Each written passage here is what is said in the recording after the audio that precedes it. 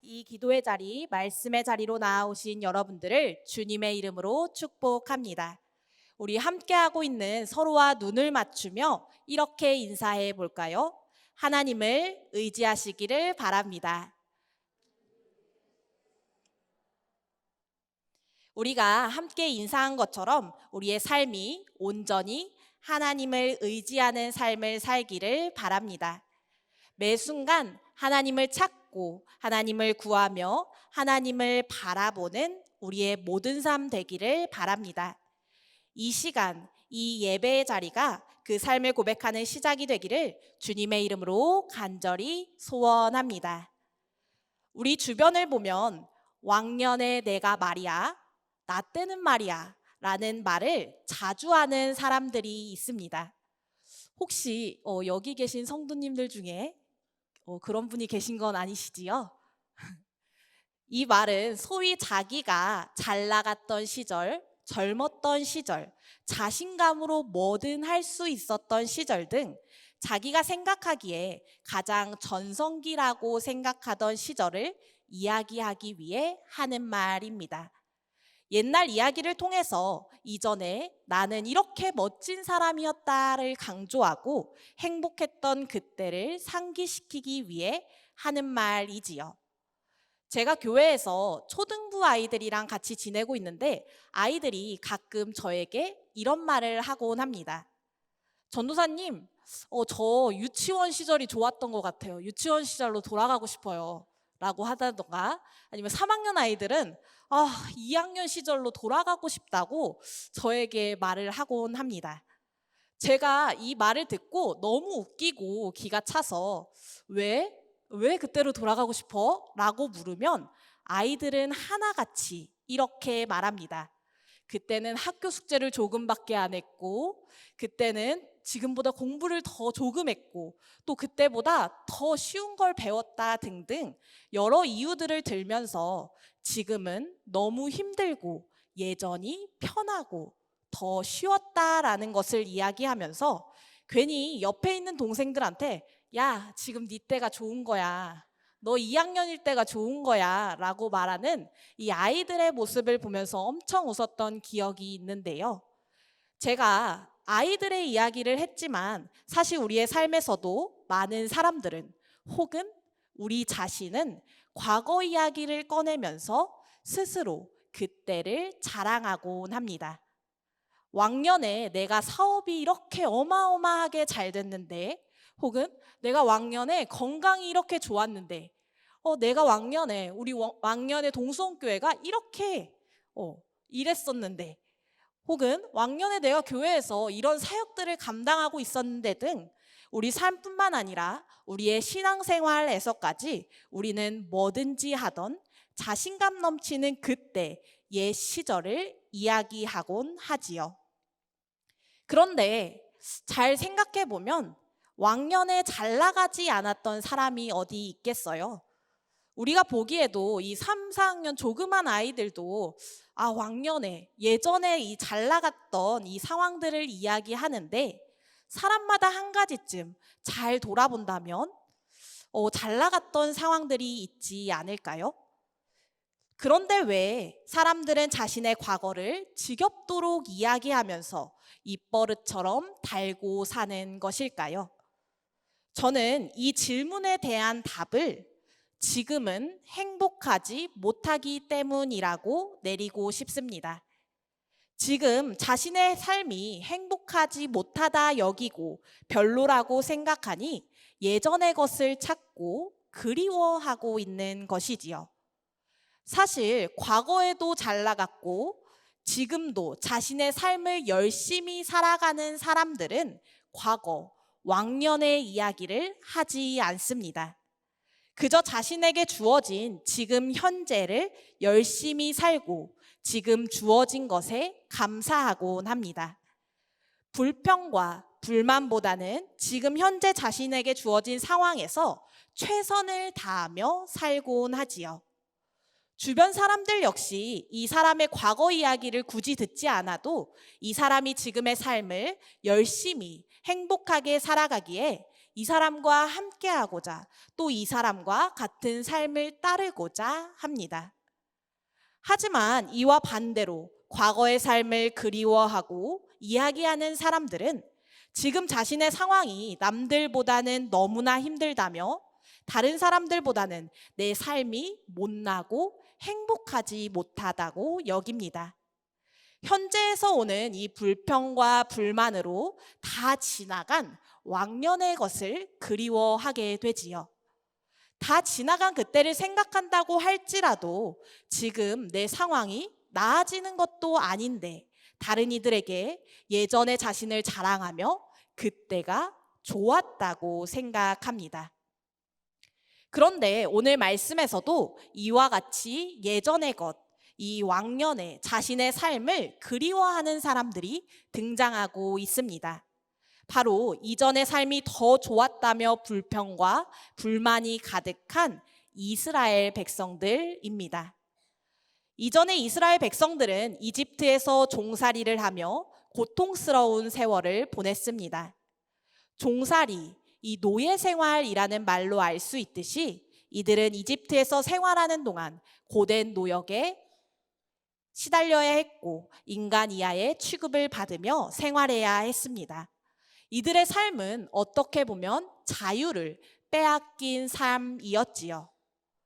하나님이 인간에게 주신 가장 중요한 가치 중에 하나가 인간답게 살아갈 수 있는 이 자유였지만 그들이 처했던 이 노예 생활은 자유를 빼앗긴 삶이었습니다. 나답지 못하고 다른 이들에게 종속된 삶을 살아야 했지요. 하지만 하나님은 이러한 비참한 상황 가운데 있던 이스라엘 백성들을 그냥 두지 않으시고 이들의 신음소리와 이들의 울부짖음을 들으신 하나님은 이들을 출애굽시키시기 위해 모세를 준비시킵니다. 모세를 지도자로 보내 이스라엘 백성들을 그 애굽 땅에서 해방시켜 주시지요. 이스라엘 백성들이 누군가의 소유물 혹은 인간 이하의 취급을 받는 존재가 아니라 자신답게 살아갈 수 있도록 자유를 선사하여 주셨습니다. 이렇게 하나님의 사랑과 은총으로 인해 자유를 얻게 된 이스라엘 백성들은 구원하자마자 이제 구원의 하나님을 찬양하기 시작합니다.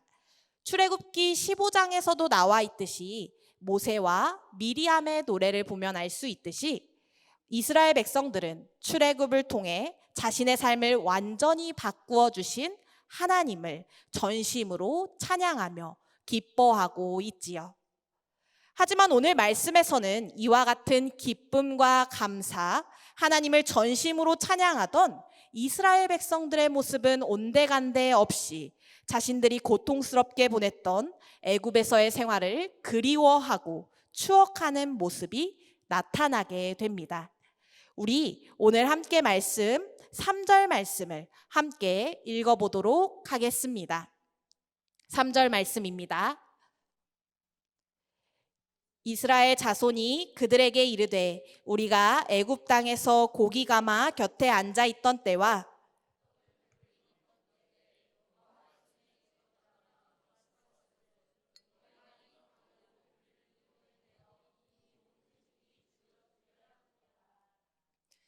이집트를 떠나 약 한 달이 되었을 때 이스라엘 백성들은 광야에서 하나님을 원망하기 시작합니다. 아마 이집트에서 많은 식량을 가지고 나왔다고 하더라도 약 한 달간의 시간 동안 약 60만 명의 백성들이 먹고 지내기에는 어려웠을 것이고 이때에는 식량이 아마 거의 다 떨어진 상태였을 것이지요. 그러자 이들은 자신을 구원해 주시고 자유를 주신 하나님께 기쁨과 감사의 모습은 온데간데 없이 이전이 더 나았다라고 불평하기 시작합니다. 이들은 과거 애굽에서의 시절을 고기 가마 곁에 앉아 있던 때와 떡을 배불리 먹던 때라고 말합니다. 그런데 생각해 보면 노예이면서 종이었던 이들이 과연 고기를 떡을 배불리 먹을 수 있었을까요? 아마 이스라엘 백성들이 그리워하고 있는 것과는 다르게 고기가마 앞에 편하게 앉아 있던 때는 없었을 것입니다. 하루하루 노예 생활을 하는 이들이 고기가마 앞에서 떡을 배불리 먹을 만큼의 풍족한 생활은커녕 하루하루 입에 풀칠이나 하면 다행이었던 삶을 살았을 것이지요. 그런데 그들이 이렇게 과장된 말로 애굽에서의 생활을 그리워하는 이유는 무엇이었을까요? 이들도 지금 상황이, 또 자신들의 상황이 그때 애굽보다 더 처참하다고 느꼈기 때문이 아니었을까요? 당장 눈앞에 보이는 곳은 황량한 광야이고 먹을 것을 구할 수 없는 이 광야에서 배가 고파지니 적은 양의 양식이라고 먹을 수 있던 그때를 생각하며 나약해진 모습을 보였던 것이지요. 그래서 그들은 자신들을 인간답게 살아가도록 하는 이 자유가 아니라 눈앞에 자신의 배를 채워줄 고기와 떡을 구합니다. 왜 광야까지 끌고 와 우리를 이곳에서 죽게 하냐며 눈앞에 보이는 고난을 좌절하고 불안해하며 이전의 삶이 더 좋았다고, 또 하나님의 구원의 은혜보다, 또 자유보다 눈앞에 보이는 떡을, 노예됨을 그리워했던 것이었죠. 그런데 이러한 이스라엘의 백성의 모습은 비단 그때의 모습만은 아님을 우리는 우리의 모습에서 발견하곤 합니다. 우리의 신앙에서도 예전에는 이렇게 했었는데, 예전 우리 교회는 이랬었는데, 예전에 내가 이런 사역들을 했었는데 등 지금 나의 모습은 없는 예전의 신앙들을 붙잡으며 살아갑니다. 예전의 신앙에 얽매여 지금 우리의 자리에서 하나님을 의지하고 하나님을 붙잡기보다는 그것들의 불평과 불만들을 늘어놓곤 하지요. 하나님이 매일매일 이전과는 새로운 삶으로, 또 새로운 모습으로 나를 빚어가심에도 불구하고 우리는 이전의 나를 그리워하며 지금 나에게 부어주실 하나님의 은혜를 바라보지 못합니다. 하지만 오늘 말씀에서 하나님은 이스라엘 백성들을 어떻게 인도하고 계십니까? 하나님은 광야에서 이들이 이전의 노예됨의 삶, 또 지금까지 애굽에서 가지고 있던 이 노예 근성들, 또 삶의 모든 것들을 버리고 오직 하나님을 가까이 하고 하나님을 의지하는 삶을 살아가기를 원하셨습니다. 너희가 그토록 원하는 예전의 삶으로 돌아가라 말씀하신 것이 아니라 하나님의 은혜와 그 손길에 온전히 의지하는 삶을 살도록 이들에게 더한 하나님의 사랑과 은혜를 부어주시고 이들을 광야에서 훈련시키시고 단련시키셨습니다. 우리가 너무나 잘 알다시피 이 광야라는 곳은 내 뜻대로 살아갈 수 없는 곳입니다. 나의 힘으로 살아갈 수 없고 오직 하나님의 인도하심과 하나님의 사랑으로 살아갈 수 있는 곳이 바로 광야이지요. 또한 어떻게 보면 이전의 애굽의 삶과는 다르게 누군가 억압하지 않는 완전히 자유로운 삶, 자유를 누리며 하나님을 의지하며 살아갈 수 있는 곳이기도 했습니다. 누군가로 인해 억압받고 고통받는 삶이 아니라 온전히 나로서 살아갈 수 있는 삶이 광야에서의 삶이었던 것이었죠. 그래서 하나님은 바로 이스라엘 백성들을 적과 꿀이 흐르는 땅으로 보내시지 않고 이 광야에서 이스라엘 백성들이 애굽에서 가지고 있던 모든 노예적인 그 삶의 관행들을 버리고 자유를 맛볼 수 있도록 그 가운데서 오직 하나님을 의지하며 온전히 하나님을 붙잡으며 하나님을 바라보는 삶을 살아갈 수 있도록 먼저 이들을 이 광야에서 훈련시키시고 만들어 가셨습니다. 이들이 먼저 광야에서 자유로운 하나님의 백성의 삶을 살아갈 수 있도록 또 그 삶을 자신의 삶으로 결단할 수 있도록 더욱 하나님과 가까워지며 하나님만 의지할 수 있도록 인도하신 것이었죠. 오늘 우리의 삶은 어떠합니까? 우리의 삶에서도 하나님은 때때로 우리를 광야의 시간으로 보내시어 우리를 훈련시키십니다. 그 시간들이 우리의 머리로는 이해되지 않을 때도 있고 우리의 뜻대로 해결되지 않아 우리는 실망하기도 하고 쓰러지기도 합니다. 하지만 하나님은 우리가 그 광야의 시간들을 통해서 지금 하나님을 만나고 하나님을 붙잡고 하나님을 의지할 수 있도록 우리를 매 순간 부르십니다. 고난을 만났을 때라도 그 가운데서 하나님의 뜻을 이루어가는 주님의 자녀로 세워질 수 있도록 우리를 더 큰 사랑과 은혜로 붙잡아 주시는 것이지요.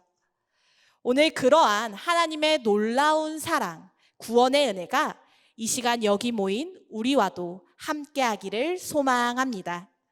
우리를 하나님의 손길 없이 살아갈 수 없는 이 광야로 보내시어 오직 하나님만을 바라보고 의지하도록 하시는, 또 그 새로운 삶으로 우리를 인도하시고 이끄시는 주님의 놀라우신 사랑과 은혜가 우리와 함께함을 믿습니다.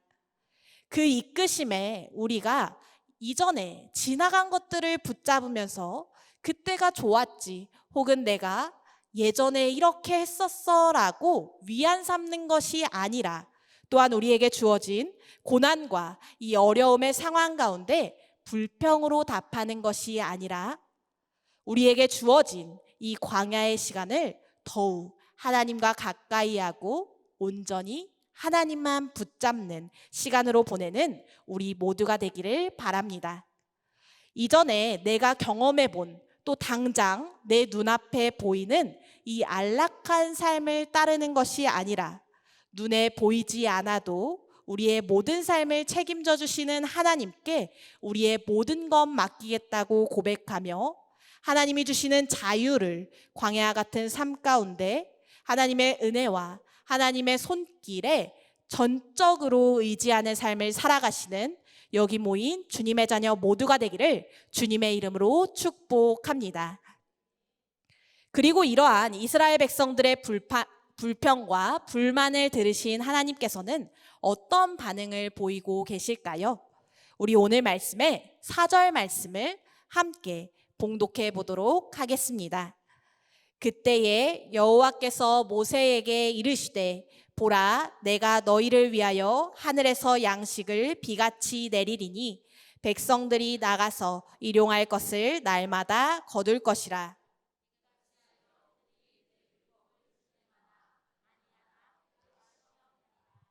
아멘. 우리는 종종 이러한 오늘 말씀, 이 만나와 메추라기 사건을 단순히 광야에서 배고픔과 목마름을 채워주신 그 굶주린 이스라엘 백성들에게 필요한 것을 더해주신 일, 혹은 우리의 필요를 채워주신 하나님으로만 생각하며 하나님께 우리의 것들을 채워달라고 간구하며 이 말씀을 읽곤 합니다. 그러나 이 말씀은 하나님이 필요를 채워주셨다라는 결과가 중요한 것이 아니라 하나님이 어떻게 이스라엘 백성들을, 또 오늘 우리를 돌보시고 인도하시는지 이 말씀을 통해 알게 하십니다. 하나님께서는 예전의 모습을 그리워하며 투덜대며 불평하는 이 이스라엘 백성들에게 하늘에서 양식을 비같이 내려주실 것이라고 말씀하십니다. 이스라엘 백성들의 이 불평과 불신앙의 모습에 하나님은 이들을 벌하시거나 꾸짖지 않으시고 이 만나와 메추라기를 내리셔서 언제나 자신들을 돌보시고 인도하시는 하나님을 바라보게 하십니다.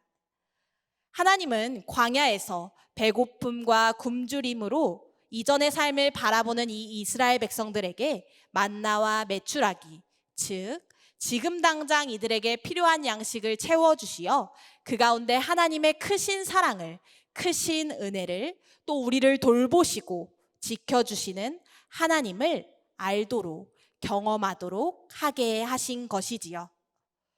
그리고 아울러 이들을 돌보시고 지켜주시는 하나님은 이들이 이전과 같은 길을 다시 걸어가지 않도록 하나님의 백성으로 사는 법, 새로운 하나님의 길을 보여주시고 단련시키십니다. 그 하나님의 새로운 길, 하나님의 백성으로 사는 법이 무엇인지 우리 오늘 말씀의 16절 말씀을 함께 봉독하도록 하겠습니다. 16절 말씀입니다. 여호와께서 이같이 명령하시기를 너희 각 사람은 먹을 만큼만 이것을 거둘지니 곧 너희 사람 수요대로 한 사람의 한 오멜씩 거두되 각 사람이 그의 장막에 있는 자들을 위하여 거둘지니라 하셨느니라. 아멘.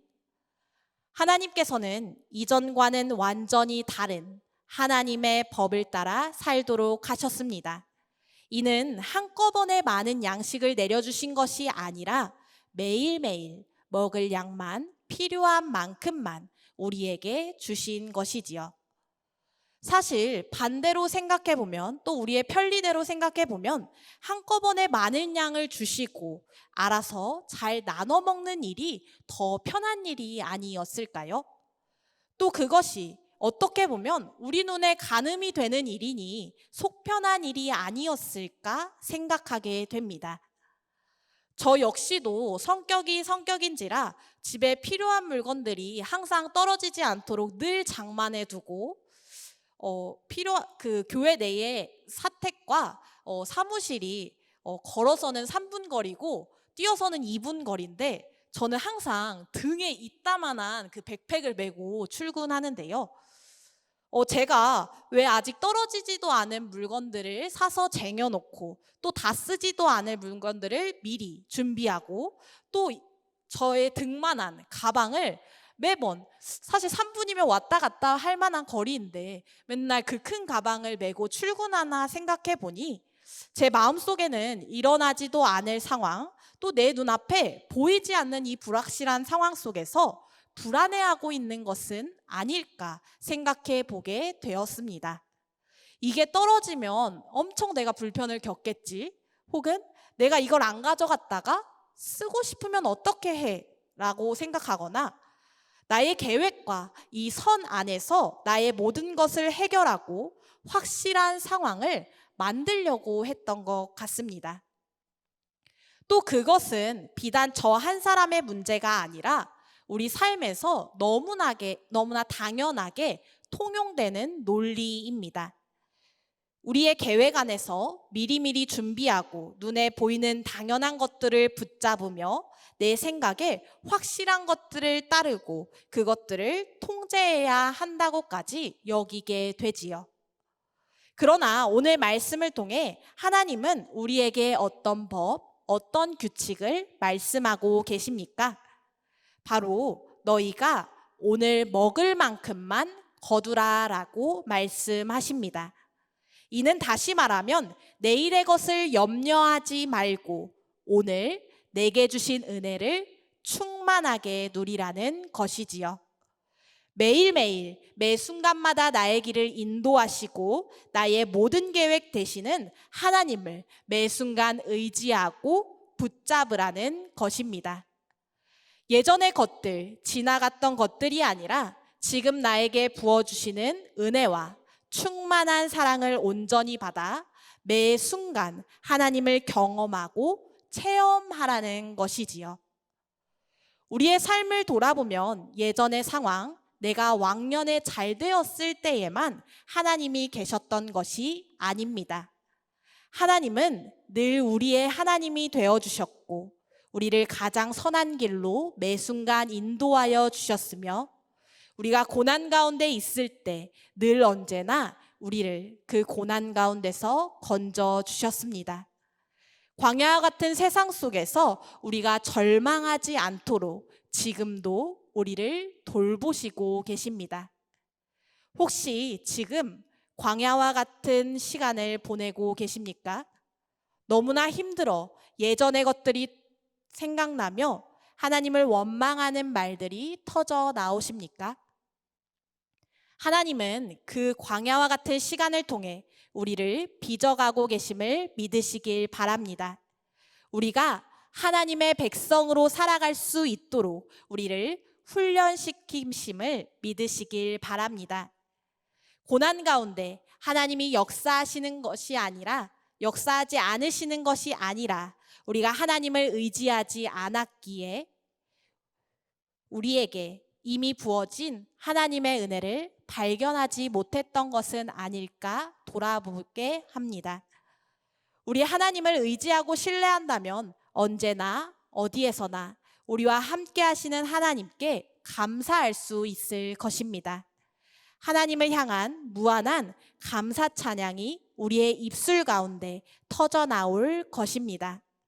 오늘 우리의 입술에서, 우리의 고백에서 나와 함께 하시는 하나님께 감사하는 기도가, 오직 하나님만을 붙잡겠다고 고백하는 기도가 함께 하기를 소망합니다. 사랑하는 성도 여러분, 우리는 내일의 삶을 두려워하지 않아야 합니다. 오늘은 오늘의 것으로, 내일은 내일의 것으로 두고 우리를 날마다 먹이시고 인도하시는 하나님을 온전히 의지해야 합니다. 혹시 우리 앞에 우리를 불안하게 하고 또 걱정하게 하는 것들이 있습니까? 이 시간 우리를 매일매일 새롭게 채우시는 하나님을 의지하시기를 소망합니다. 이미 우리 안에 채워진 그 하나님의 은혜를 발견하시기를 바랍니다. 광야 가운데서 매일매일 우리를 새로운 양식으로 언제나 자신들의 백성을 돌보시고 인도하시는 하나님을 오늘 우리가 이 자리에서 간절히 붙잡으며 기도하기를 원합니다. 우리가 이번 주 주일은 어떤 주일로 보내는지 혹시 알고 계신가요? 네, 맞습니다. 추수감사 주일을 우리가 앞두고 있습니다.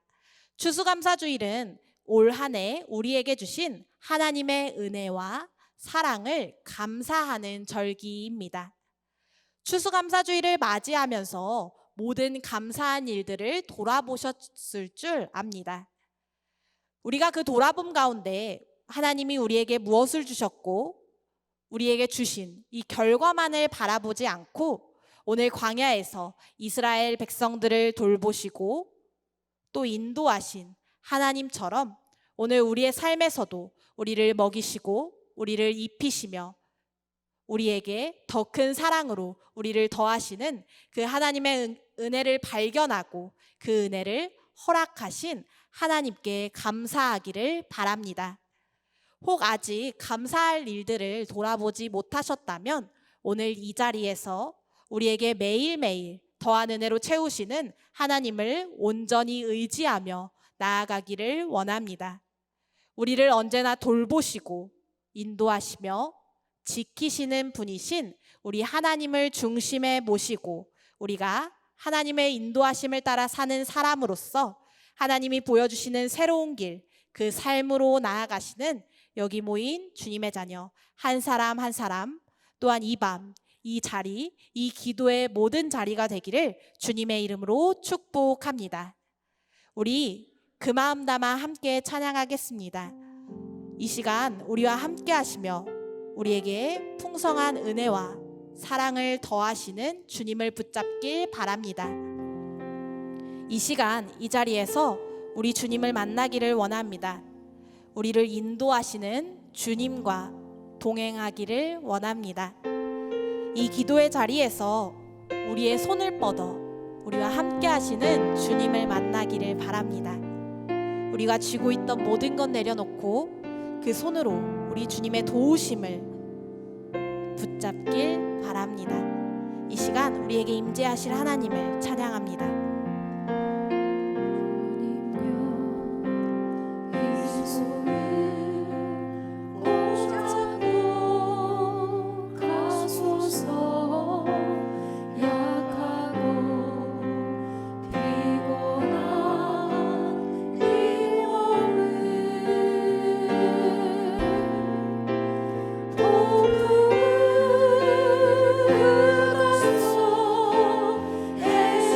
주